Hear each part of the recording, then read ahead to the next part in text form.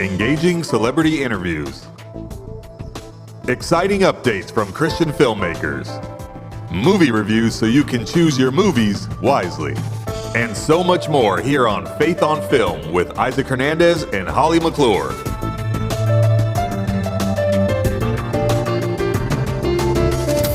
Hello everyone, welcome to Faith on Film. So excited you're with us for this special program today. Holly, I know that you've got a great interview on today's show from a movie. She's the star of a movie that I think everybody's going to love. I do too. The movie's called Green and Gold, and it is a story that was a true story that took place in the 90s. Madison Lawlor is the star of it, and you're going to love her and what she has to say about this movie that I think is going to appeal to a lot of people. And Isaac, you interviewed someone too with a film that's going to appeal to a lot of people as well, right? Absolutely, especially sports lovers. But you know, it's interesting. Another true story. It seems like a lot of movies being made right now are true stories. This is a movie called I Can, true story about this young lady who was born with only one arm, but yet she became a major superstar athlete. And you're going to find out more about it. But first, let's take a look at the trailer to the movie Green and Gold.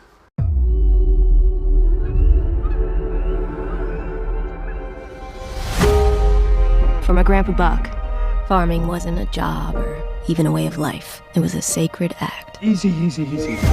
For him, it wasn't the frozen tundra. It was the Garden of Eden. Does your granddad know where you're headed? He knows I'll be home later. I couldn't do farming anymore. I was on my way out for some bigger dreams. This ain't your land. Well, when you don't pay your loan, it becomes my land. What was that about? Where the hell you been? Talk to Godie. Apparently she's got some musicians staying up at her cabin up on the big lake. I'm Jenny. Jenny, local musician. Gordy said you might be stopping by. How much do we owe the bank? You think I like tearing down the little guy, Buck? You think I like it? Well, your license plate says a-hole. I will make a little wager with you. The pack go all the way. I will give you another year, interest-free. And if they lose, you sign everything over to me. Take it. Oh, we ain't betting folks, Jenny. I want to take your tape and share it with my manager. Your granddaughter's, she's really talented. Yeah, I know that. You do anything to hurt her, and I will hunt you down, and I'll gut you like a 10-pointer. Great. What do you think you're doing? Come on! I'm gonna take the bet. You better pray God owes the pack a favor. You know that no one cares about her little slice of nothing in the middle of nowhere. I do. I want to hear you before you become rich and famous. No guarantee of that. You go chasing your hopes and your dreams, you forget who you are. And there is nothing worth the cost of losing everything that's wild and free. In real life, miracles don't always arrive on time. And the pack beat the Bears. And the good guy doesn't always win. You still believe in what we're doing? More than anything.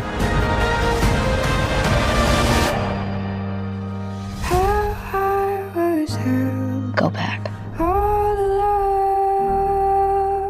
Oh, listen, first of all, love the movie and amazing performance. Had you ever done farm tours before? Not quite to that extent. I did grow up in South Dakota, so I grew up, and I have some family members who are farmers, actually. But I've never, had to plow anything and Milk a cow. First time milking a cow. Did you drink a lot of milk when you were making this movie? It kind of turned me off from milk. I was like, maybe I'll take a break. Powerful performances. Let's talk about your singing. Okay. Oh. Did you have to do your own? Did you have someone work with you? How did that go? Well, I wish I could take credit for it. No, we had an amazing vocalist who's the real performer. I sang to her music, and she's a much better singer than I am. I do sing. We have totally different voices. And I think Jenny just had to have a very, very top-notch singing voice in order for the story to make sense. So unfortunately, I can't take credit for the singing. Well, a lot of people, I thought you did. So that's great. That's how it really looked. And I'm like, what, did she have training for that? Or did she already come in with, because, a lot of actresses go ahead and do that, Yeah. So a voice. Well, let's talk about the story too. And first of all, working with Craig T. Nelson, I love him. I mean, he's powerful. He's the best. He is the best. you hear that someone who's legendary, like Craig T. Nelson, is going to be a part of the film. And I was a little nervous. I was like, oh man, I don't know what to expect. Hope he likes me. He was so wonderful and generous and kind and just surpassed anything you could ever want him to be. He's amazing. It was such a joy working with him, and he had so much gratitude for the same elements that his character does in the film. And he's a truly wonderful person. And it was, I feel very lucky to have worked with him. Madison, this is a touching story about real life people. It's a true story, but real life America, rural America, and things that count most in community and faith and family. And choosing this role, was it different going in after making the film? Did you come out feeling different about this whole spirit of community and Yeah. Well, I think one thing that's so, I'd never been to Wisconsin before. And though I'm from South Dakota, I feel like there's a different level of community in Wisconsin because the Packers and everything, it's like community-owned team. Community is such a strong feeling there. And I think people take a lot of pride in being from Wisconsin and in the Packers. And it's I think it's a beautiful thing. And getting to spend a significant amount of time in Wisconsin was so special. And everyone that we interacted with was so wonderful. And we had these real farmers who were letting us into their lives and showing us their way of life. And it was such, and I live in LA a lot of the time, and to go somewhere completely different and interact with people who, we have very different lifestyles, and it's just so beautiful to be able to share stories. And I think the experience was very profound for me. And I also had to try a lot of new things. And I think that inspires a sense of confidence too. I left the film feeling very grateful and inspired by, people. There are powerful scenes in this story, and it's for people that want to watch it. Yes, it's about football, but it's really not about football. It's about sport. You know what I mean? The Packers play a part in the story, and I won't give it away for those who maybe don't know history of the Packers, but still the story about the farm and the struggles they go through. There's a touching scene where an attempted suicide, and that, tears, after that, of a grandmother and what she goes through. And there's just several really moving moments. And even for the character, for Jenny, because her hopes and dreams at the beginning of getting out of there. I think there was a line, nobody from the middle of nowhere. You said, well, it's somewhere to me. That was just like, there's several moments in this film where like, oh, teary-eyed. It was really touching, but it's a powerful story. Yeah, I think so too. And I think that it describes Jenny's arc kind of perfectly. She herself earlier in the movie says, no one cares about this place. And it's sort of alluding to the fact that she doesn't either. She wants out. And I think we see her learn to fall in love with it again. And I think that was a beautiful process to kind of discover through Jenny and through her character. But one thing I love about the story and the script, and before I signed on, is I think this movie has a lot for a lot of different people. There's something in it for everyone. And whether you're a football fan or whether you are a family person or just, I think there's such a heart in the film that can be felt throughout. And it has faith elements in it, but it's not like a Christianese movie. It really is just about the natural, that was part of their life. That was what you did. Go to church, you learn hymns, but it was a foundation. And I love how it talked about hope. And for a while there wasn't hope. And then it really deals with what I think people go through. Yeah. And, I think it's interesting. It's relatable throughout different periods of time, which is sort of why I think this film feels really nostalgic and timeless as well. Because I think the themes in it are just everyday themes that we deal with in life. And I think recognizing, struggle throughout every kind of person. I think it's really important, and to highlight these people who, might not feel very seen sometimes living on a small farm in Wisconsin, and giving voices to those kinds of stories, I think is really important. And Well, I think it's an important story for now. You live in LA. The people have gone through fires and have lost their homes and have lost everything. North Carolina, the people who've lost everything. There's so many areas we can name right now where people could probably really relate with this movie. 100%. Because in the character, of course, he's about to lose the farm and lose the important things in life. And it's that struggle of how do you keep or hold on to that.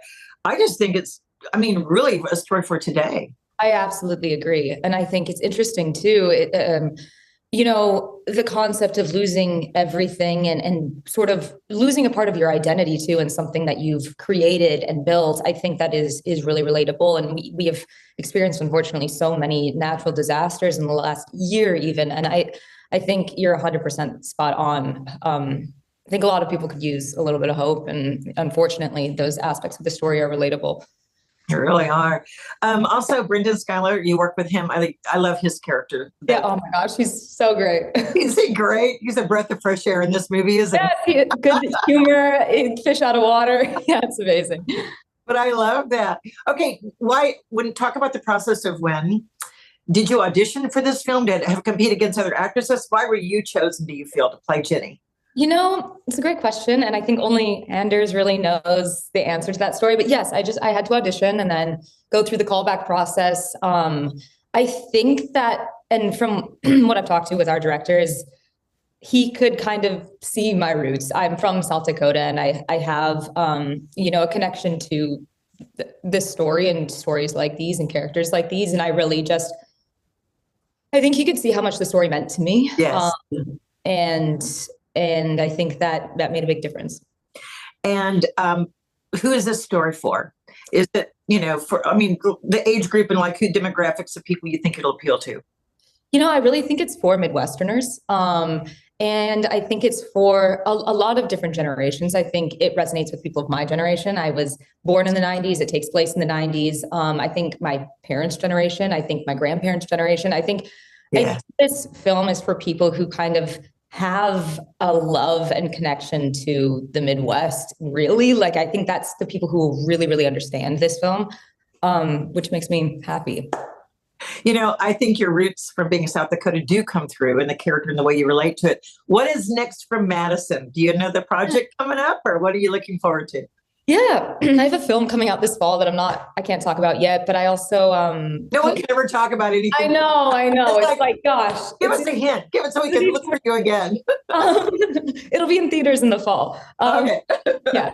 And then I also write and produce. I have a group that we just finished our second feature. So we will be submitting that to festivals this year, and hopefully it'll be on screens soon.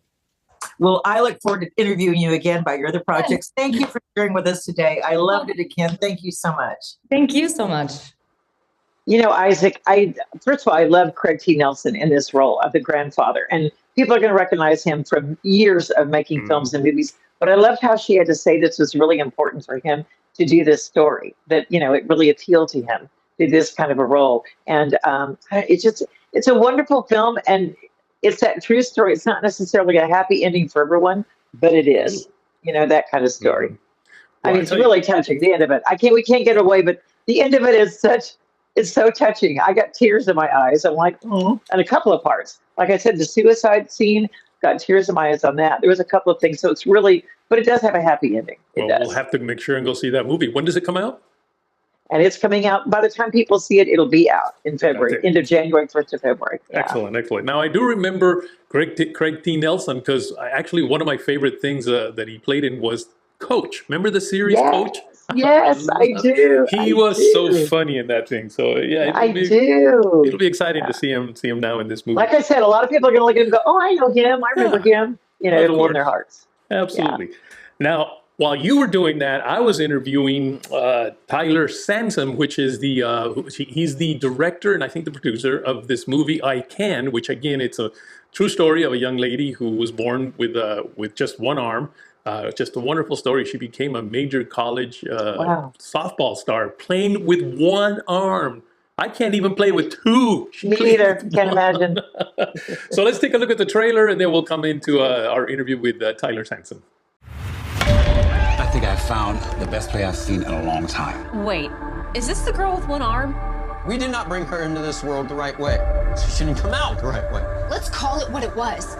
An affair. You have an incredible gift from God. You think God is punishing you for what we did through our daughter's arm?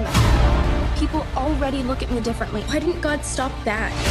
I know lately it feels like you've been on the losing streak. Maybe all of us, huh? You can't keep living your life like God is punishing you. You carry so much burden on your shoulders that you clearly can't handle. Look around and see how much God, He's blessed you. God don't make mistakes. He's got a plan in all of this. He always does. Tyler, welcome to Faith on Film. Thank you so much for having me.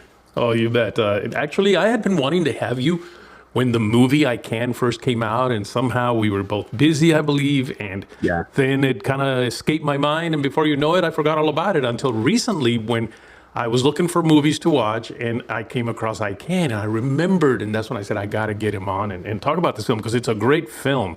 So I'm very excited to have you on today, man, and not just because of the film, and because of the fact that you're the director and I guess one of the producers of the film, which, by the way, I saw you have a whole list of producers, but you are one of them and you're the director, but also because you are a pastor.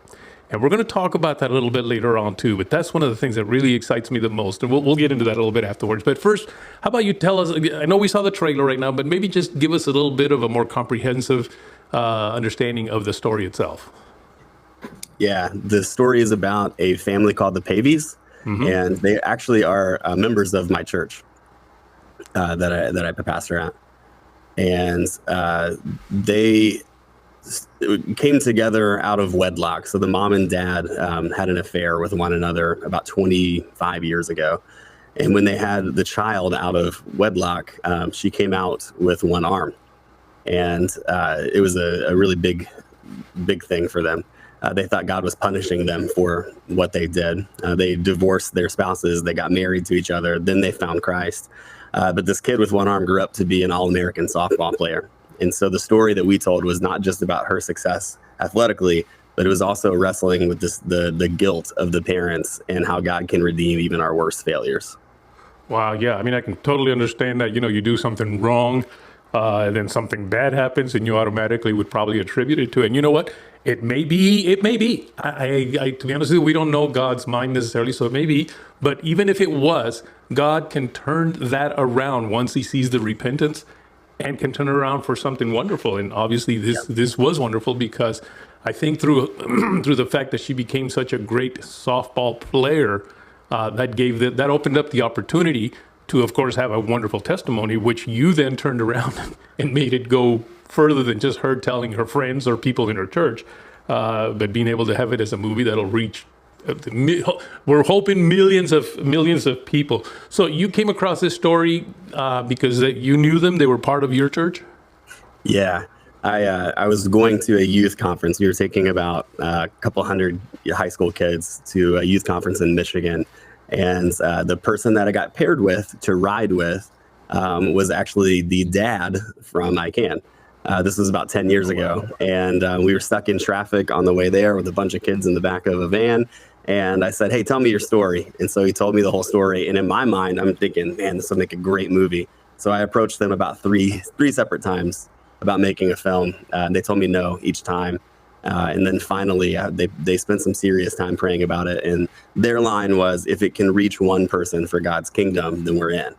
And so we were off to the races after that.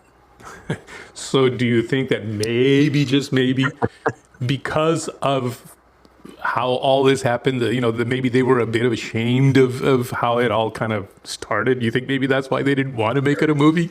Yeah, I mean, they have 3 daughters. They have the one with one arm and then 2 others. And the daughters did not know the story. So at that point, they didn't even know that Caitlin had been conceived out of an affair and all that stuff. So it not only required them to kind of suck up some shame and not allow that to control the movie being made, but they also had to sit down and tell their daughters this whole story of one of the worst sins that they had committed in their life. So you can imagine how hard that would be. And then to know that's going to be shown on a big screen. Yeah, it kind of reminds me of that scripture, though. There is therefore no condemnation for those who are in Christ Jesus, right? Yep. Now, something that just, as I mentioned in the beginning here, makes me very excited is the fact that you're not only a filmmaker, and I don't know which one came first, by the way, but you are also a pastor. And the reason that excites me, well, 2 things. One of them is I was also a pastor for 10 years. Now, that wasn't necessarily my calling. Some people may understand how that, but it wasn't my calling, but it was a journey that God, I believe, had to have me go through to handle what I'm doing now in the area of filmmaking. But it excites me to know that you went beyond just the four walls of the church and saw the importance, the value of how films can really impact our culture. How did that occur? First of all, which one was first? Which came first, the chicken or the egg? That's a tough one. I've wanted to make films since I was 5 years old, and that's what I wanted to do. So that's what I went to school for. But I left college at 19 to take a job as a worship leader at the church that I'm currently a pastor at. So I left school, came to Indiana, which is where I'm at now, and I was the worship pastor here for 3 years. Then I left here to go to a really large church, big mega church in Indianapolis, to be a worship leader. God really convicted me of, am I doing this because I want to worship him, or am I doing this because I love singing in front of 20,000 people or whatever at that stage? And so I stopped leading worship, came back to the church that I'm at now. So I've worked here twice. And when I came back, it was right on the cusp of online ministry becoming sort of popular. So this was about 2015. And people maybe were throwing up a cell phone in the back of a worship service to do Facebook Live, that kind of thing. But when I came back here, I asked our elders and our leadership team if it would be okay if I kind of went all in on online ministry. I think we can reach some people with narrative content, with testimonies, with social media, all that stuff. And I became a full-time online pastor for this church for about 7 years, which I never lost my desire to make films. So in 2017-ish, I got with a couple of my volunteers and said, hey, there's narrative content that is reaching people for the gospel. Why couldn't a church be part of making that? And at that point, Sherwood was pretty much the only example we had to follow. Right. And that was kind of pre-social media age. So we made our first film. It was terrible. I won't even tell you the name of it. I never want anybody to see it. But it did, it sparked an interest, and it showed us that there's some merit to this idea. So then we made A Father's Fight, and then I Can, and then now we're making a new film. And each of them has been very specific niche audiences that we're trying to reach. So A Father's Fight was prisoners. I Can was the softball and the disabled community. This next one's autism community. And we usually pair that with some form of ministry that goes along with it. Well, and I didn't know this about you, but we seem to have a rather parallel life here, because I had started in television. That's since I was like 21, I was a young man, and I started in Christian television, but it was television. That was my career. And then there came a point where I became a pastor. And the thing is, a worship pastor, pretty much just like you. I became a pastor of a church that I helped start, but it became a mega church. I think right now they're running about 15,000 or so. Wow. But then God took me back out. And at first I didn't understand, why am I a pastor? I've never wanted to be one. But here I am. And it wasn't until after I left and went back into television and then moved into the filmmaking process that I realized what it was. It was just something that I needed to pick up, which was the heart of a pastor. But lately, I do miss worship. I miss leading worship. And I've been thinking about, maybe I should just do a little online thing where I just do a worship song every once in a while. So that'd be good. Maybe you're the confirmation of that. Now, you of course said that you've got a new project that you're working on now. And by the way, I won't name I know the name of that earlier movie, but I won't name it in respect to you. But you've got something new, and I really would love for people to just be aware of what you're doing. What's this new movie all about? Yeah, so this new movie is called Merry Christmas, Elijah. It is a Christmas film. It does not feel like a Hallmark Christmas film. Just say that right off the bat. Yeah, it's about a dad who's an architect who has a son named Elijah, and Elijah is profoundly autistic. So at an early age, they had to make a hard decision to institutionalize their son, which led to the husband and wife being divorced. And the dad, when we meet him, is pretty down on his luck. And so as a last-ditch effort, he I'm going to use the word kidnap loosely. He kidnaps his son, Elijah, from an institution and takes him to the beach for Christmas. So it's a road trip film. And it's a real family from our area. So it's based on a real family, not a true story, but real people. It's really powerful, though. I'm excited to make it. Well, that's fantastic. Now, so how can people kind of stay in the know, keep up with you, follow you, just so they know what's happening with that? Yeah, so Merry Christmas Elijah Movie is the handle on both Instagram and Facebook. Okay. So they can follow along. We just launched our social media about 3 weeks ago.